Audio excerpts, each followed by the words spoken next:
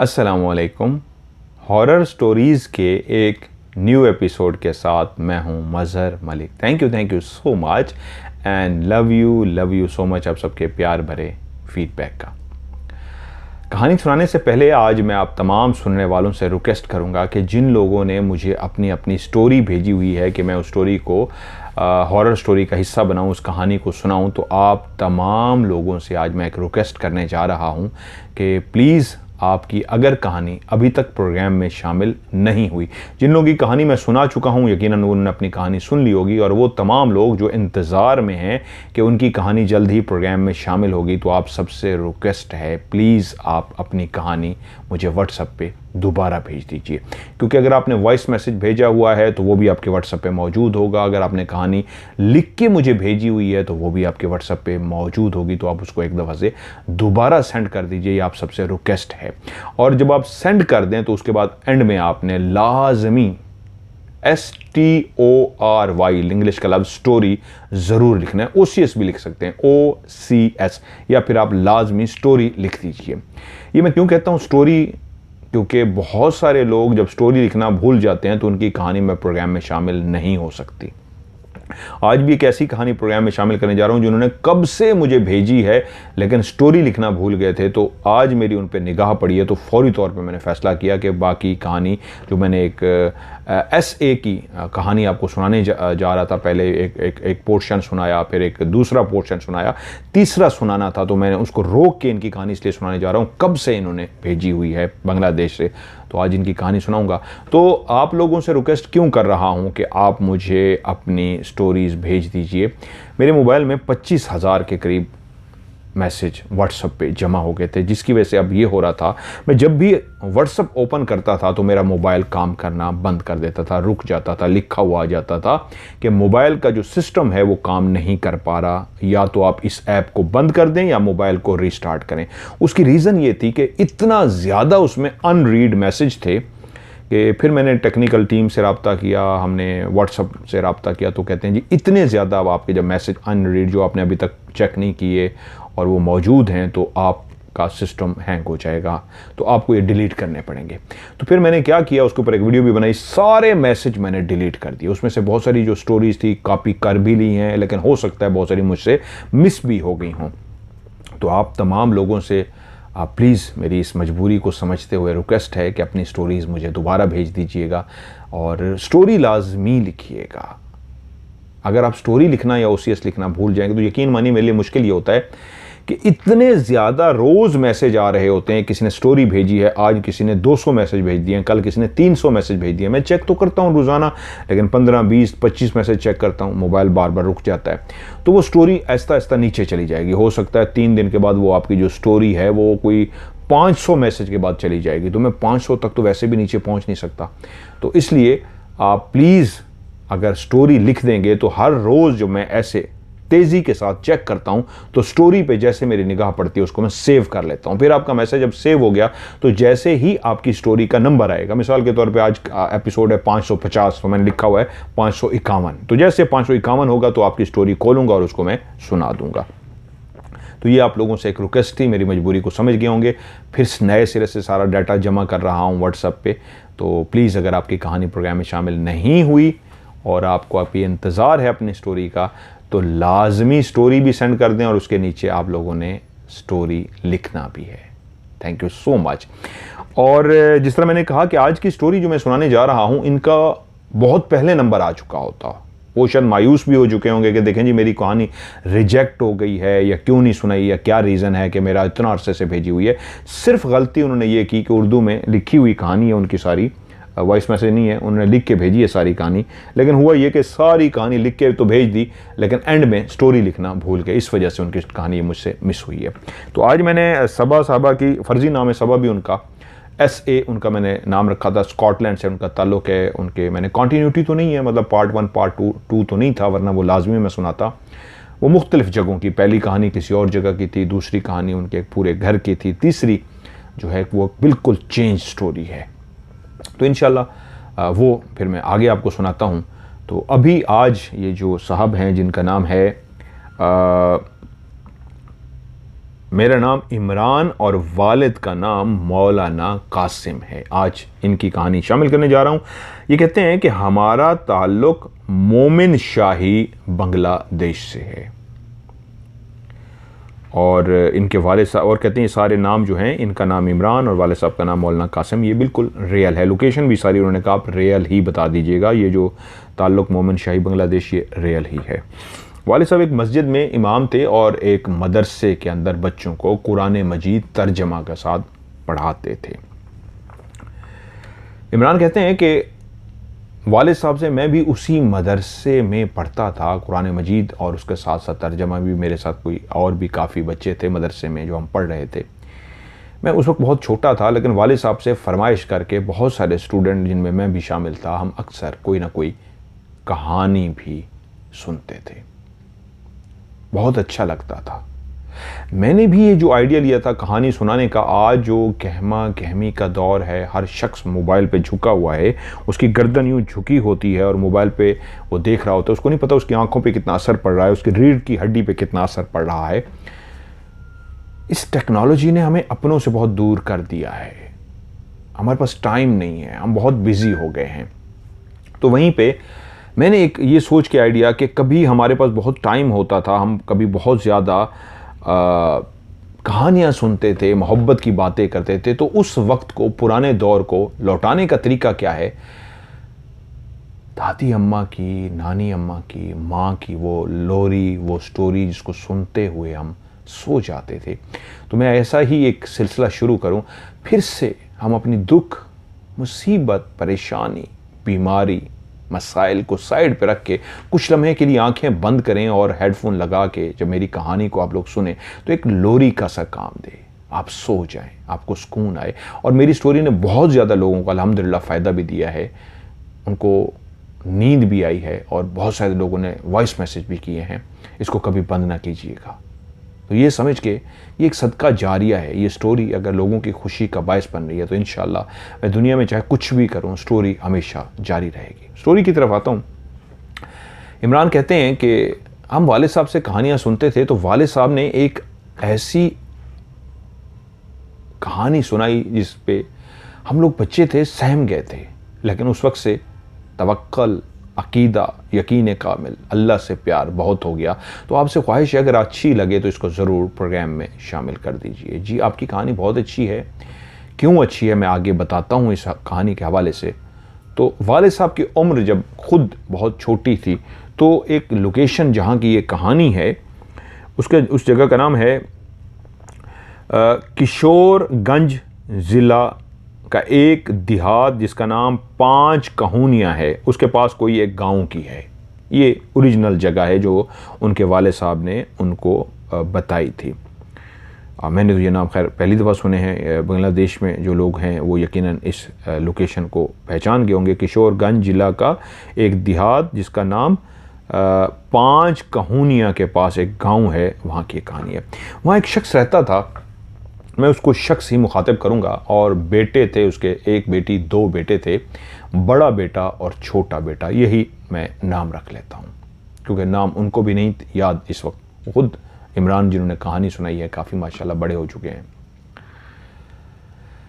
वो शख्स उस दौर में, बहुत पुरानी दौर की, जब बरतानिया की फ़ौज के अंदर अक्सर लोग नौकरी करते थे, तो वो बरतानिया की फ़ौज के अंदर भर्ती हो गया। वो था तो एक फ़ौजी, लेकिन एक ऐसा शख्स जिसके अंदर दुनिया जहान की हर बुराई मौजूद थी।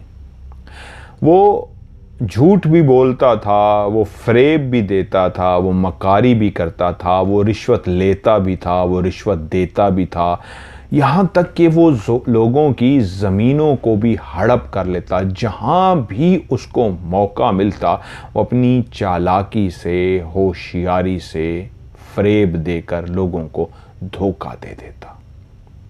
उसकी बीवी एक अच्छी खातून थी, नेक खातून थी, अपने शौहर को समझाती, लेकिन शौहर बजाय बीवी की बात सुनने के उसको डांट डपट देता।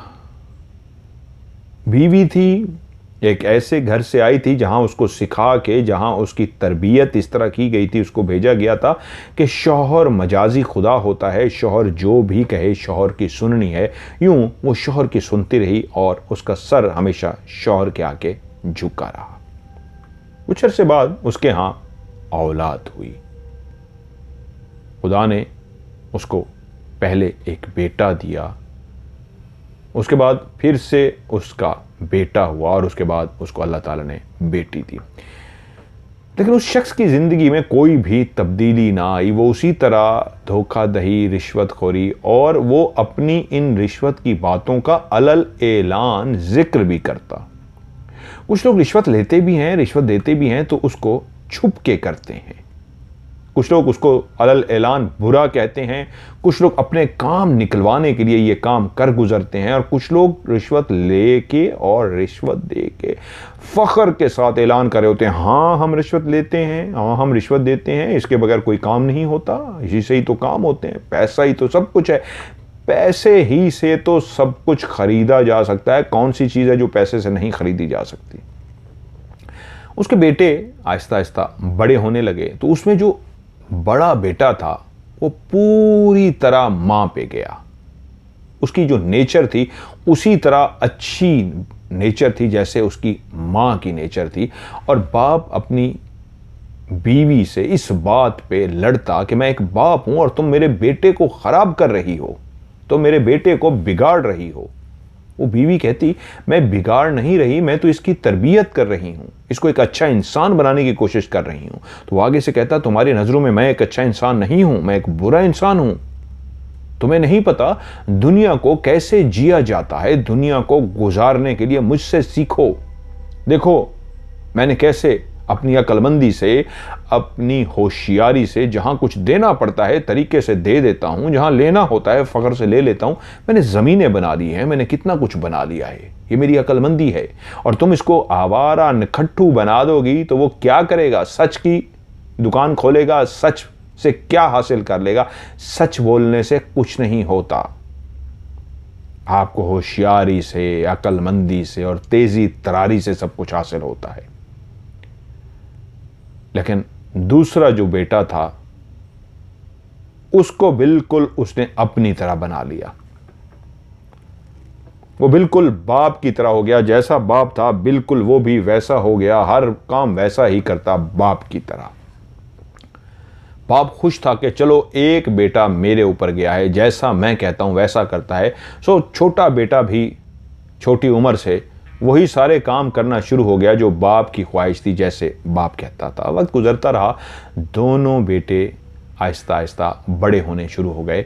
तो बाप जब भी अपनी छुट्टी करके नौकरी से वापस आता, फौज की छुट्टी से, नौकरी से छुट्टी करके आता, तो आते ही बड़े बेटे को देखना भी गवारा ना करता, उसको नफरत से देखता, ताने मारता, उसको कहता नाकाम, नाकारा, निकट्ठू, आवारा। और छोटे बेटे को प्यार करता, गले लगाता, उसको हर चीज़ लेके देता और उसको कहता इसी तरह अक्लमंदी से बेटा तुमने आगे बढ़ना है, दुनिया को फतह करना है, तुमने मेरा नाम रोशन करना है।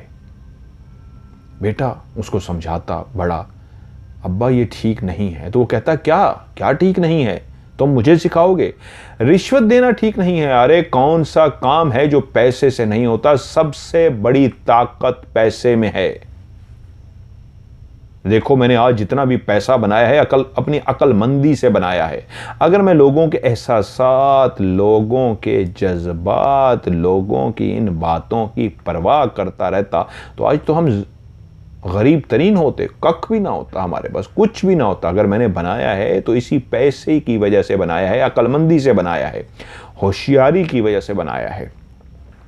तो वो बेटा उसको कहता अब्बा हमने मरना है, अब्बा हमने इस दुनिया को छोड़ना है, हमेशा ताहयात इस दुनिया में नहीं रहना, अपना क्या करेंगे हम मर के? तो बाप कहता अरे क्या करेंगे, फरिश्तों को भी पैसा दे देंगे, फरिश्ते आएंगे तो फरिश्तों को कहेंगे ये लीजिए जनाब, हमारी तरफ से हजूर तोहफा कबूल कीजिए, हम उनको तोहफे ताइफ देंगे, हम उनको पैसा देंगे।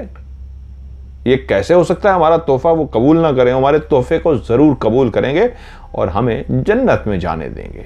ऐसे वो मजाक में बात को उड़ा देता। बड़ा बेटा चुप कर जाता। माँ ने फैसला किया कि बड़ा बेटे को भी तो आखिर कहीं ना कहीं कुछ कराना है, तो उसने फैसला किया दूर एक ऐसा मदरसा था बोर्डिंग का जहाँ पे बच्चे पढ़ते थे, दीन की तालीम हासिल करते थे और उस दौर के हिसाब से आलिम फाजिल बनते थे। बाप की नज़रों से दूर रहे क्योंकि बाप हमेशा उसको नफ़रत की निगाह से देखता था, हमेशा डांटता डपटता था, तो इसलिए उसने फैसला किया इसको मैं बाप से दूर भेजूं। उसने उसको मदरसे भेज दिया और अब वही बड़ा बेटा वहीं मदरसे में रहता, वहीं पढ़ता, वहीं खाता पीता। उसको पता होता कि इन दिनों में बाप ने नहीं आना, तो उन दिनों में वो घर आता, अपनी माँ से मिलता छुट्टी पे और फिर वापस चला जाता। लेकिन छोटे बेटे को बाप ने स्कूल में पढ़ाना शुरू कर दिया।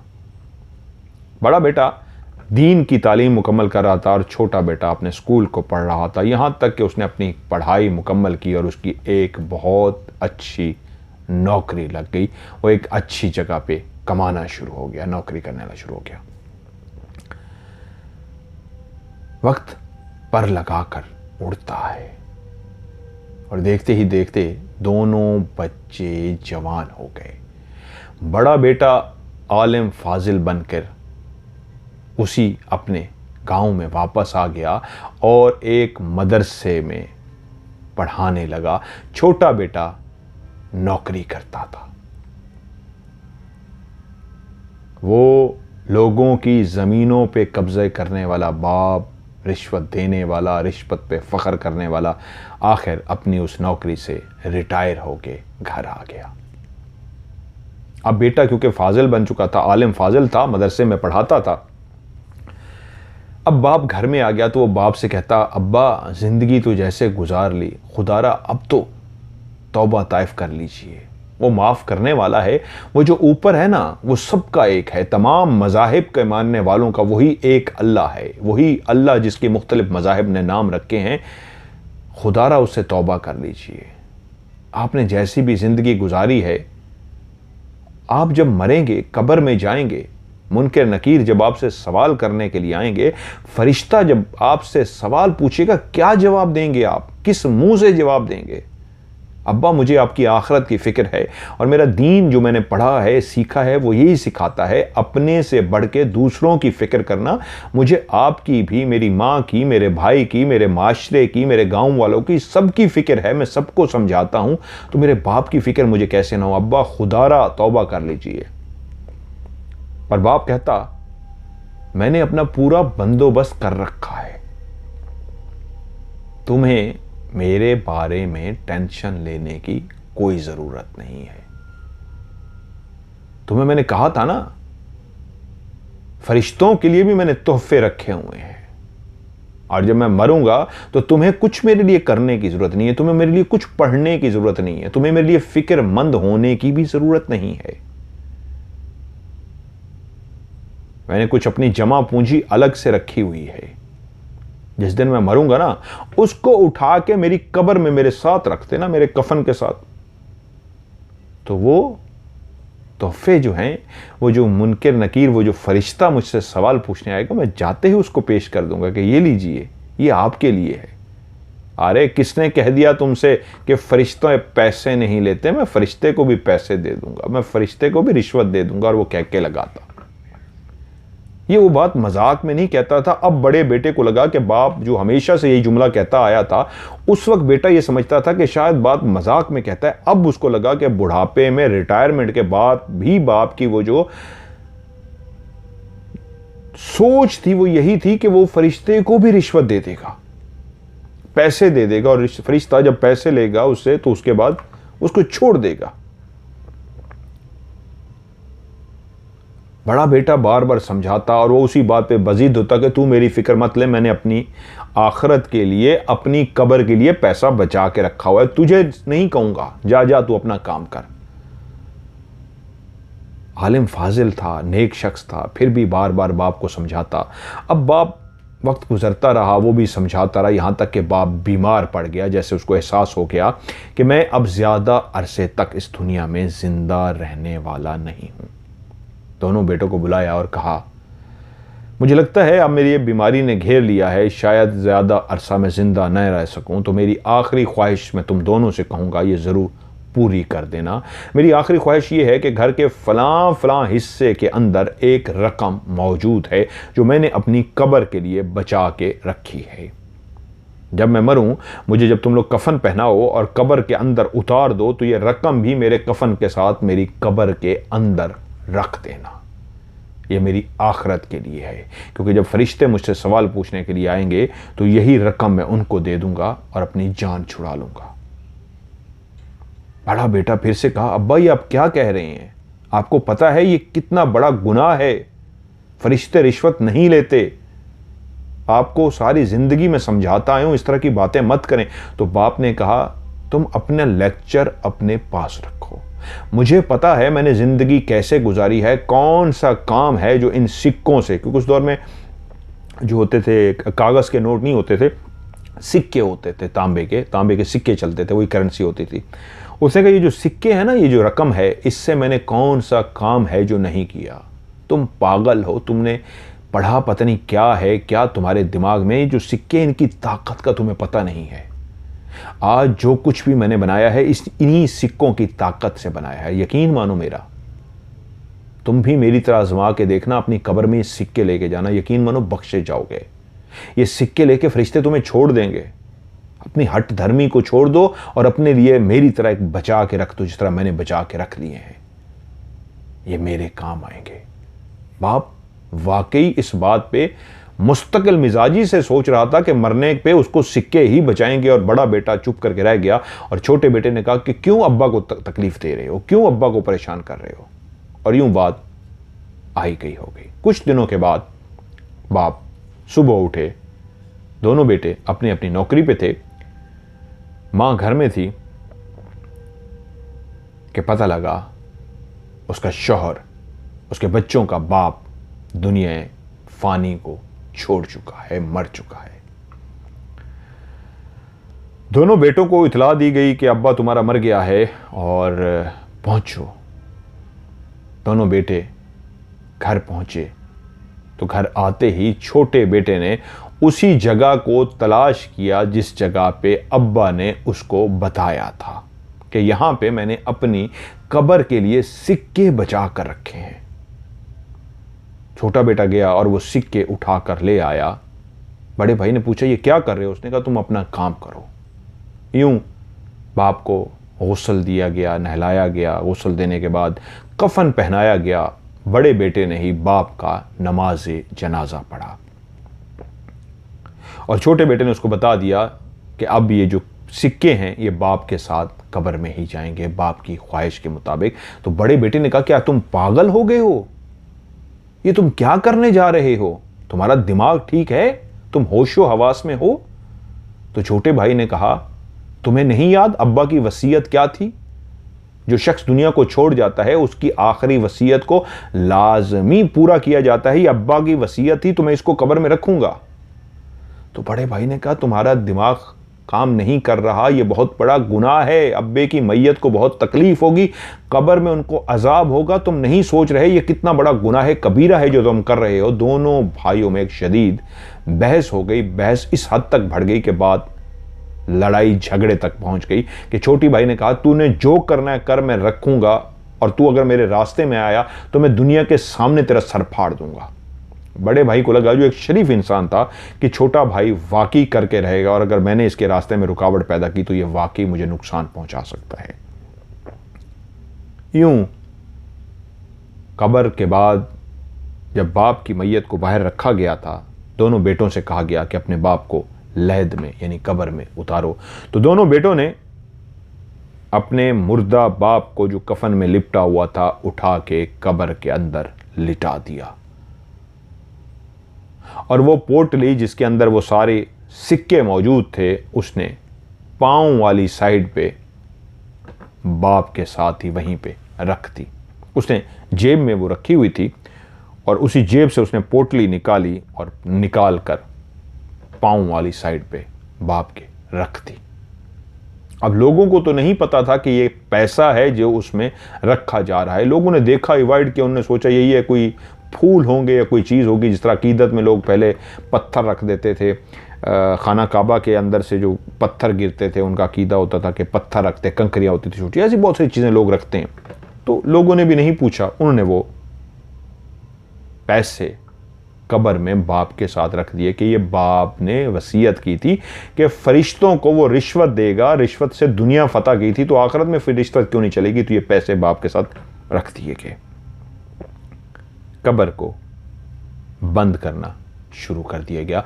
एक सफ़ेद कफन पहने मुर्दा लाश जो उनके बाप की थी, ज़मीन के उस गड्ढे के अंदर लेटी थी, जिसके पाँव वाली साइड पे एक पोटली रखी थी, पैसों की पोटली। उसी कब्र को ऊपर से आहिस्ता आहिस्ता बंद किया जा रहा था, बंद किया जा रहा था, यहाँ तक कि कब्र बंद हो गई और उसके ऊपर पूरी मिट्टी डाल दी गई और ऊपर से कब्र का तावीज़ जिस तरह बनाया जाता है बना दिया गया।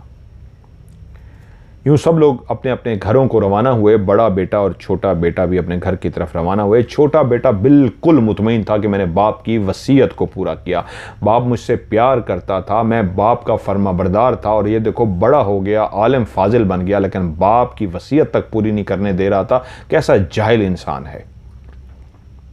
और वापसी आते हुए उसने बड़े भाई से कहा, तू कैसा बदबख्त है, तू दीन कैसा पढ़ा है तूने कि बाप की आखिरी वसीयत को भी तू पूरा नहीं करने दे रहा था।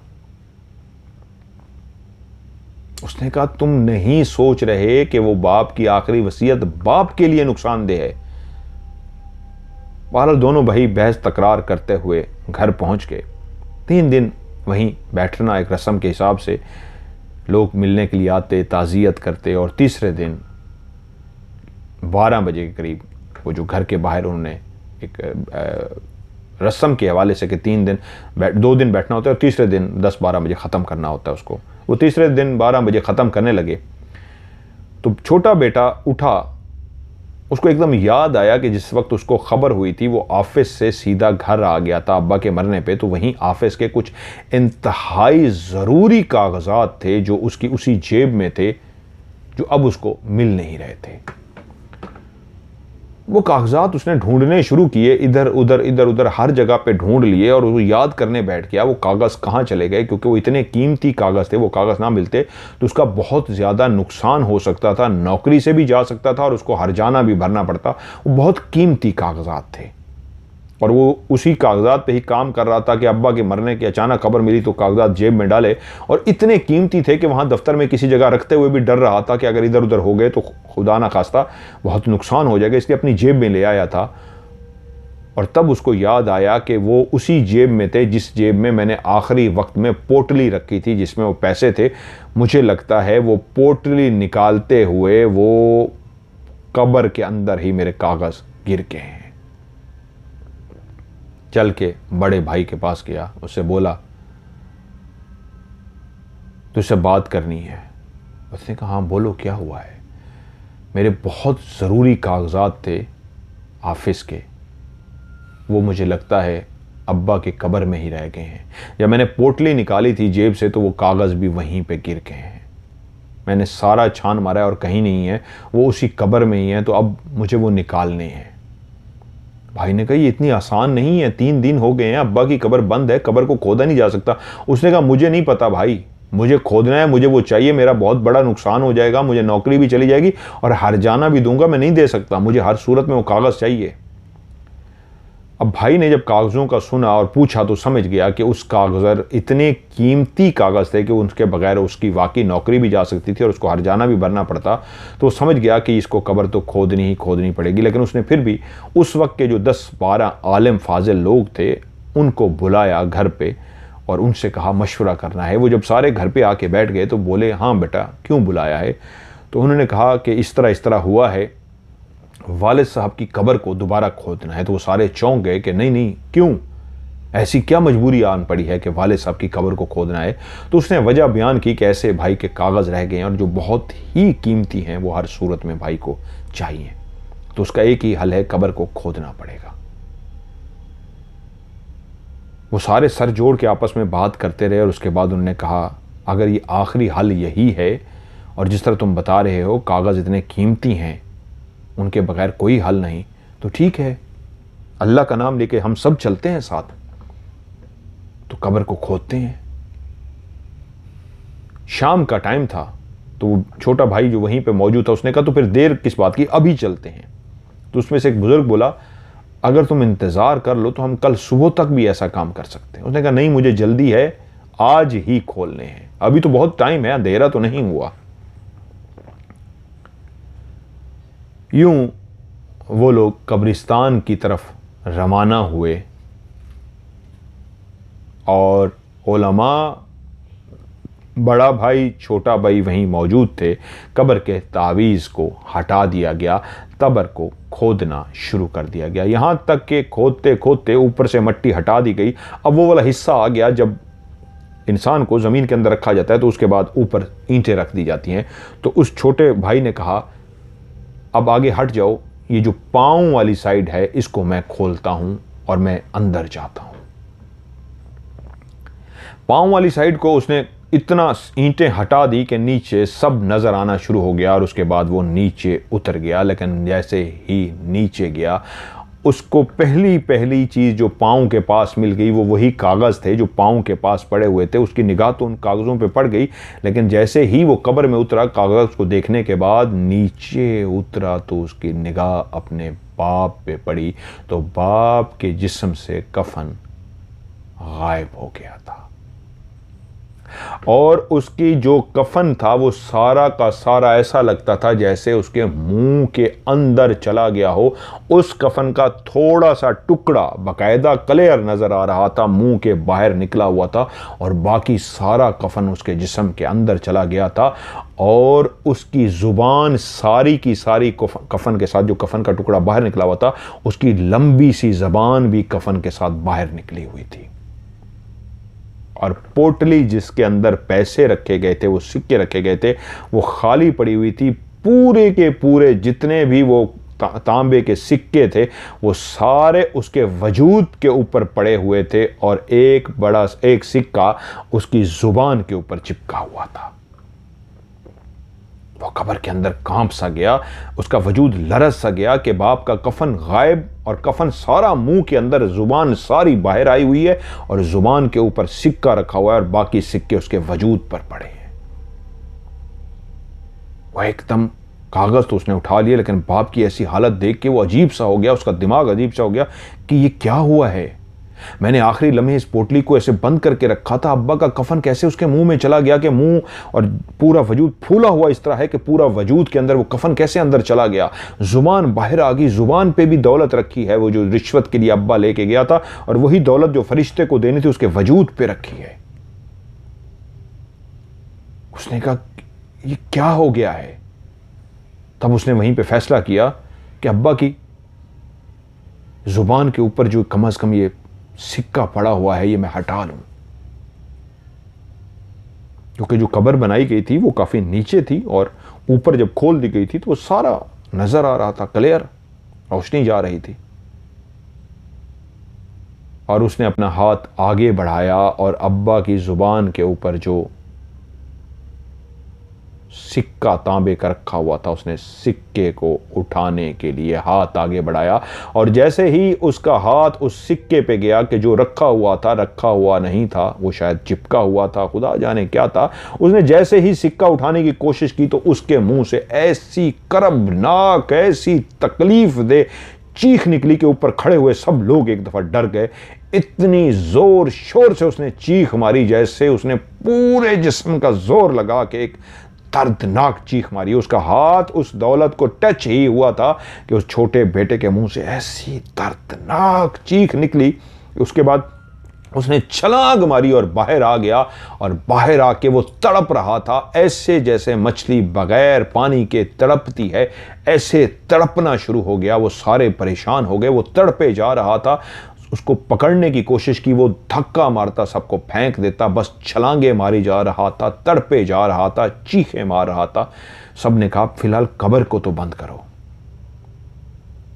उसी लम्हे उनने जल्दी से कब्र को जैसे कैसे बंद किया। उस नौजवान को पकड़ने की कोशिश करते, लेकिन वो अपने होश व हवास खो चुका था, दिमागी तौर पे वो पागल हो चुका था। वो चीखें मारे जा रहा था, बस छलांगे मारे जा रहा था।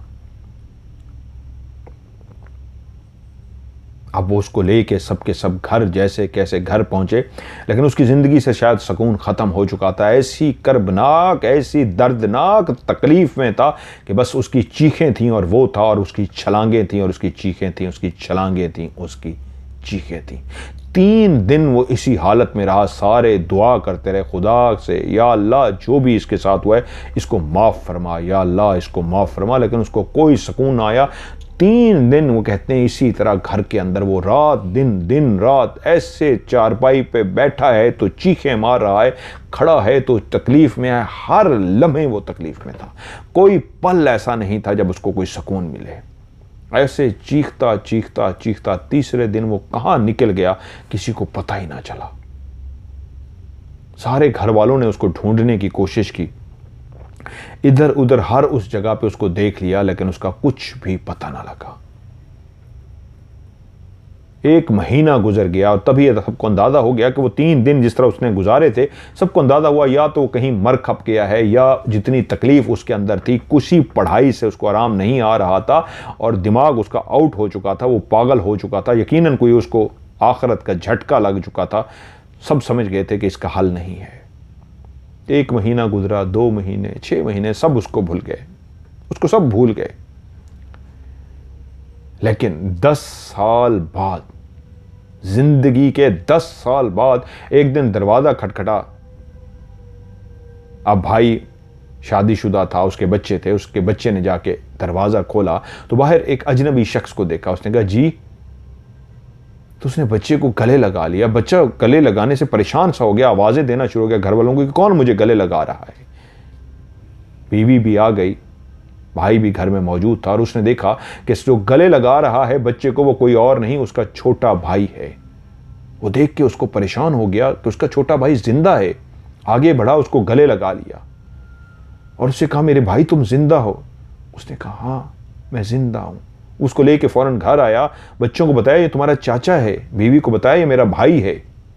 उसकी आओ भगत की, उसको खिलाया पिलाया, बिठाया और पूछा कहाँ चले गए थे, हमने तुम्हें बहुत ढूंढा, हर जगह पे पता किया, माँ तुम्हारी याद में चली गई इस दुनिया से रोते हुए, बाप तो जा चुका था, माँ तुम्हें हर वक्त याद करती थी, तुम कहाँ चले गए थे? तब उसने बताया कि भाई जब मैं कब्र के अंदर उतरा था तो मेरे कागज़ तो मिल गए थे, लेकिन अब्बा की हालत ये थी कि कफन उनके मुंह के अंदर था और ज़ुबान के ऊपर भी वही करेंसी, वही दौलत रखी हुई थी, पूरे वजूद पे भी वही दौलत थी। तो मेरे जहन में आया कि कम से कम अब्बा की ज़ुबान से तो हटा दूं। उठाना नहीं चाह रहा था, हटाना चाह रहा था। लेकिन जैसे ही मैंने उस सिक्के को हाथ लगाया तो जो करंट लगता है बिजली का, ऐसा ही करंट लगा जो इतना खौफनाक करंट था कि उसके बाद मेरे वजूद के अंदर वो जो तकलीफ थी मुसलसल, वो एक दफ़ा सिर्फ टच हुआ था, लेकिन हर थोड़ी देर के बाद मेरी उसी उंगली और अंगूठे पे करंट लगता था और मेरा दिमाग पागल हो गया। करंट लगते ही मैं अपने होशो हवास खो बैठा, मैं पागल हो गया। लेकिन वो जो दर्द थी, पागल होने के बावजूद, होशो हवास खोने के बावजूद, उस दर्द की तकलीफ इतनी थी कि मैं चीखे मारता रहा। कुछ दिन यहां रहा, उसके बाद मैं निकल गया। कहां गया मुझे कुछ नहीं पता, किसने क्या खिलाया, क्या किया, मैं कैसे पहुंचते चलते फिरते, मैं कहां सोता कहां जाता, भाई मुझे कुछ नहीं पता। मैं चलते चलते चलते बॉर्डर क्रॉस कर गया, मैं पाकिस्तान दाखिल हो गया। मुझे नहीं पता, मैं एक नीम पागल था जिसकी हर वक्त चीखें थी जो कम नहीं होती। और पहुंचते पहुंचते पहुंचते मुझे नहीं पता कैसे मैं मुल्तान की दरबार पे पहुंच गया, मुल्तान शहर की दरबार पे पहुंच गया। और वहां दरबार पे ऐसा जाके गिरा कि फिर भी मुझे कुछ होश व हवास नहीं था। वहां एक अल्लाह का बुजुर्ग था जिसने मुझे देखा और वहीं से वो मुझे अपने घर ले गया। उसने मुझे अपनी बैठक में अपने साथ रखा। उसने कुछ ऐसा पढ़ा, कुछ ऐसा किया कि वो पढ़ के कुछ फूंकता था तो मेरी इन उंगली और अंगूठे पे तो हल्का सा तकलीफ कम हो जाती थी। वो क्या करता रहा उन दिनों की तो मुझे खुद भी होश नहीं है। वो कैसे मुझे घर ले गया क्या मुझे नहीं पता, ये उसने मुझे बाद में बताया। उसके साथ रहते रहते रहते आहिस्ता आहिस्ता मेरा दर्द भी कम होता गया, यहाँ तक कि मैं दिमाग वापस आना शुरू हो गया, यहाँ तक कि मैं होशो हवास में आ गया, मेरा दिमाग काम करना शुरू हो गया। तब उसने मुझे बताया कि तुम इस टाइम मुल्तान में हो और एक दरबार में पड़े थे, तकलीफ़ में थे, मैं तुम्हें वहाँ से लेके आया। मैं समझ गया था तुम किसी आखरत की तकलीफ़ में हो। तुम्हारी तकलीफ़ को देख के मुझे महसूस हो गया था कुछ ऐसी गलती कर बैठे हो जिसकी बहुत बड़ी तुम्हें सज़ा मिल गई है। तभी मैंने अल्लाह से दुआ मांगी और तुम्हें अपने घर ले आया कि तुम्हारी तकलीफ़ को कम कर सकूँ। तुम्हारे पर पढ़ पढ़ के फूंकता रहा, पढ़ पढ़ के फूंकता रहा। आहिस्ता आहिस्ता आहिस्ता तुम्हारी तकलीफ़ कम हुई और अब तकलीफ़ तो तुम्हारी हमेशा रहेगी, ये जहन में रखना, ये कभी ख़त्म नहीं हो सकती मरते दम तक, लेकिन कम हो गई। इतनी कम हो गई कि उस शिद्दत की वजह से जो तुम अपने होशो हवास को खो बैठे थे, अब उसकी शिद्दत मैंने इतनी कम कर दी है पढ़ाई करने से कि तकलीफ़ तो रहेगी लेकिन तुम होश में रहोगे, मदहोश नहीं होगे, पागल नहीं होगे। तो मैं उसी शख्स के साथ ही मैंने ज़िंदगी वक्फ कर दी। मैं दरबार पे रहता, मैं इबादत करता, उसी के साथ रहता और ज़िंदगी अब थी क्या, बस खाने को जो मिल जाता मैं खा लेता और वक्त इबादत के साथ गुजारता रहा। खुदा से पनाह मांगता रहा, रोता था, गिड़गिड़ाता था। तकलीफ़ फिर भी होती वो दम कर देते थे, तकलीफ़ होती वो दम कर देते, लेकिन अब इतनी थी कि अंगूठे और इस उंगली में शदीद अब भी वही करंट लगता था। उसी करंट की वजह से तकलीफ़ होती थी, लेकिन इतनी तकलीफ़ नहीं होती थी कि मेरा दिमाग पागल हो जाए। फिर एक वक्त हुआ कि वो बुज़ुर्ग भी अल्लाह को प्यारे हो गए। जब वो बुज़ुर्ग उस अल्लाह को प्यारे हो गए तो फिर कुछ अरसे के बाद मुझे लगा कि नहीं, अब मुझे यहाँ से चले जाना चाहिए। अब मेरा यहाँ कोई नहीं है। वही मेरे उस्ताद मोहतरम थे, वही मेरे बुज़ुर्ग थे। उसके बाद फिर मैं वहाँ से चला और चलते चलते आज घर पहुँच गया हूँ। आज भी इसी उंगली में और इसी अंगूठे में दर्द है, आज भी वही करंट मुझे लगता है, लेकिन मैं इसको चूस लेता हूँ। कुछ देर के लिए सुकून आ जाता है, मुंह में चूसता रहता हूँ, कुछ देर के लिए सुकून आ जाता है। सिर्फ चूसता नहीं, पढ़ता भी रहता हूँ, पढ़ता रहता हूँ, सुकून आ जाता है। फिर थोड़ी देर के बाद करंट लगता है और उसके बाद फिर मैं चूसता हूँ, पढ़ता हूँ। बस यही ज़िंदगी है। पता नहीं कितने दिन मेरी ज़िंदगी के हैं। मैंने कहा मरना तो है ही, घर चला जाऊँ तो घर आ गया हूँ, मुझे माफ़ कर देना। वो मेरे बाप का बहुत गलत फ़ैसला था। मेरे भाई तूने ठीक कहा था, कब्र आखरत हमें इस तरफ नहीं जाना चाहिए था। जितना मैंने ज़िंदगी में सीखा है, मुझसे बहुत बड़ी ख़ता हुई है और उसकी ऐसी सज़ा मुझे मिली है कि मरते दम तक ये करंट, ये दर्द मेरे साथ रहेगा। और उसके बाद कुछ अरसा वो वहीं ज़िंदा रहा, अपने भाई के साथ रहा और फिर वो मर गया और वहीं उसको दफना दिया गया। ये कहानी थी जो मुझे इमरान ने भेजी कि ये वहाँ की एक मशहूर कहानी है। तो मैंने इसको सुनाने से पहले आपको एक जुमला कहा था कि इसके ऊपर मैं एंड में एक बात करूँगा। वो ये है, हमेशा की याद रखिएगा, गैब का इल्म अल्लाह की ज़ात को है, लेकिन कुछ चीज़ों के अंदर इस तरह का पर्दा है जो अल्लाह बेहतर जानता है, हमें नहीं पता। बस ये याद रखिए। मैं कभी भी हर मज़हब की दिल से मोहब्बत करता हूँ, हर मज़हब की दिल से इज़्ज़त करता हूँ, सबको कहता हूँ love for all, hated for none. क्यों कहता हूँ? सबके लिए बेइंतहा प्यार, नफ़रत किसी के लिए नहीं। इसलिए कि हमने अपनी आखरत के लिए सोचना है। जिस भी मज़हब से हैं, बस एक बात याद रखिएगा, मरने के बाद एक पर्दा है। कोई साइंसदान, कोई इंसान, कोई जो खुदा को नौज़बिल्ला नहीं मानता वो भी, और जो खुदा को मानता है वो भी, कोई भी नहीं जानता मरने के बाद क्या होगा। वो एक पर्दा है। तो उस पर्दे को जो भी हटाने की कोशिश करेगा, यकीन मानिए इतना बुरा उसका अंजाम होगा कि जब तक जिंदा रहेगा वो इबरत बन जाएगा, सबके लिए एक इबरत का मकाम बन जाएगा। इसलिए मैं इतना कहूँगा, कब्र के ऊपर, मैं कब्रिस्तान में भी जब राज प्रोग्राम करने के लिए जाता था और कब्र की बात होती थी, एक दो शुरू में हमने प्रोग्राम किए थे, कब्र से खुशबू आ रही थी, कब्र खुली हुई थी और कुछ और भी मंजर देखे, मुझे हमेशा डर लगता था। क्यों? इसलिए नहीं मैं जिन्नात से डरता था, इसलिए कि ये पर्दा होता है कब्रिस्तान में। इस पर्दे को मैं नहीं चाहता मेरा कैमरा कुछ रिकॉर्ड करे। अभी कुछ दोस्त घोस्ट हंटर हैं, बहुत प्यारे दोस्त हैं, उन्होंने कब्रिस्तान जाके कब्रों के अंदर भी शो कर दिए। मैं इस हक में नहीं हूँ। मैं उन सबसे भी रिक्वेस्ट करूँगा दोस्तों से, ये काम ना करें। कब्र का मतलब ही एक पर्दा है, मरने के बाद क्या होता है, इस पर्दे को ना करें। पर्दे को पर्दा रहने दें, बाकी अपने अपने शो करें। तो ये थी आज की कहानी। इंशाल्लाह मैं ऐसे की कहानी आगे आपको बड़े ज़बरदस्त वाक़यात है वो सुनाऊंगा। तो भाई आपसे माजरत के साथ आपकी कहानी लेट सुना रहा हूँ। उसकी रीज़न ये, आप स्टोरी लिखना भूल गए थे, इसलिए अब नेक्स्ट टाइम जब भी कहानी आप मुझे दोबारा भेजना चाहें भेजें, स्टोरी ज़रूर लिख लीजिएगा। तो आप लोगों से भी जिस तरह मैंने शुरू में रिक्वेस्ट की है, प्लीज़ मुझे दोबारा से अपनी अपनी स्टोरीज भेज दीजिए और जब आप भेज दें तो आखिरी लफ्ज़ आपने स्टोरी ज़रूर लिखना है, गलती नहीं करनी, वरना इन्हीं की तरह आपकी स्टोरी भी जो इतना अरसा पहले उन्होंने मुझे भेजी थी, आज मैंने शामिल की इसलिए कि वो स्टोरी उन्होंने लिखना भूल गए थे और मैंने इनका कहानी को नंबर दे के सेव नहीं किया था। ये तो अचानक मेरा हाथ लग गया, तो मैंने कहा ये क्या लिखा हुआ है, तो देखा ये स्टोरी लिखी हुई है। अगर ये स्टोरी लिख देते तो पता नहीं कब की इनकी स्टोरी प्रोग्राम में मैं शामिल कर चुका होता। तो आपसे रिक्वेस्ट है, मुझे अपनी पुरानी स्टोरियाँ जो भेज चुके हैं वो ज़रूर भेज दें, जिनकी कहानी प्रोग्राम में शामिल नहीं हुई, ताकि उनको मैं शामिल करूँ।